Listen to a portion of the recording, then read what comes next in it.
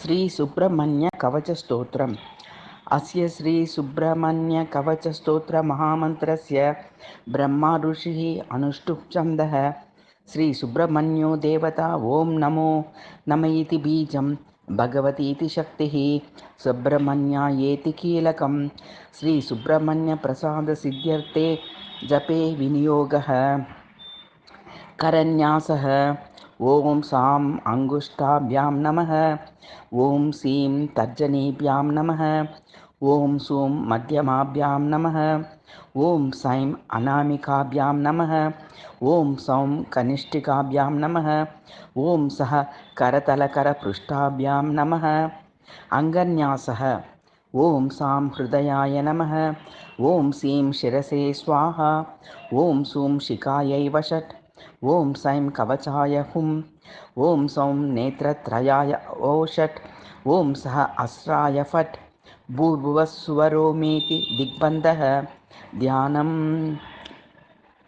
सिन्दूरारुणमिन्दुकान्तिवदनं केयूरहारादिभिः दिव्यैराभरणैर्विभूषिततनुं सर्वार्घ्यसौख्यप्रदम् अम्बोजाभयशक्तिकुङ्कुटधरं रक्ताङ्गरोगाज्वलं सुब्रह्मण्यमुपास्महे प्रणमतां भीतिप्रणाशोद्यतं लमित्यादिपञ्चपूजा।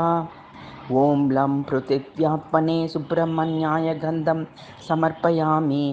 ओं हम् आकाशताम्ने सुब्रह्मण्याय पुष्पाणि समर्पयामि।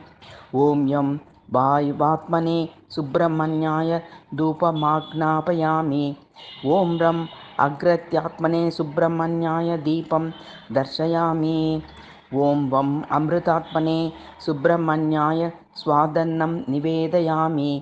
कवचं सुब्रह्मण्योऽग्रतः पातु सेनानीः पातु पृष्ठतः गृहो मां दक्षिणे पातु वह्निजः पातु वामतः शिरः पातु महासेनः स्कन्दो रक्षेल्ललाटकं नेत्रे मे द्वादशाश्च श्रोत्रे रक्षतु विश्वभृत् मुखं मे षण्मुखः पातु नासिकां शङ्करात्मजः ओष्ठौ वल्लीपतिः पातु जीर्णां पातु षडाननः देवसेनापतिर्दन्तान् चिबुकं बहुलोद्भवः कण्ठं तारकजित् पातु बाहु द्वादशबाहुकः हस्तौ शक्तिधरः पातु वक्षः पातु शरोद्भवः हृदयं वह्निभूः पातु कृच्छिं पात्वबिम्बिकासुतः नाभिं शम्भुसुतः पातु कटिं पातु हरात्मजः ऊरू पातु गजारूढो जानु मे जाह्नवीसुतः जङ्घे विशाखो मे पातु पादौ मे शिखिवाहनः